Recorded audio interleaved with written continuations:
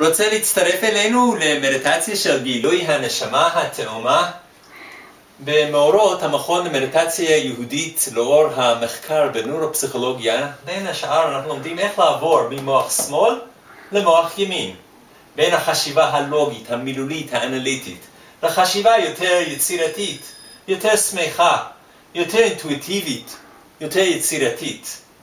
עכשיו, איך כל זה קשור למדיטציה של הנשמה התאומה? אז זה תלוי.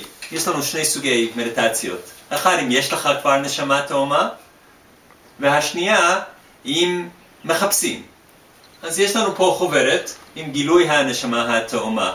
אם אתה רוצה לגלות את הנשמה שלך, יש לנו כמה וכמה דרכים וטיפים ודרכים מדיטטיביות איך לעשות את זה. ואם יש לך כבר נשמה תאומה ואתה רוצה ליצור קשר קצת יותר טוב, לחזק את הרובד הרוחני, הקשר, ההתחברות הרוחני, יש לנו את המדיטציה של רב משה קורדוברו, מגדולי מקובלי צפת במאה ה-16, שהוא כתב בספרו תפילה למשה, פירושו לזוהר, אור יקר, הוא כתב איך זוג יכולים ליצור קשר רוחני אמיתי בזיווג בליל שבת. אבל זה נרחיב כשתקראו בחוברת. אני רוצה להסביר איך הגעתי בכלל לעניין של נשמה תאומה. ביקשו ממני לכתוב ערך לאנציקלופדיה של אהבה בדתות העולם בנושא הזה של נשמה תאומה.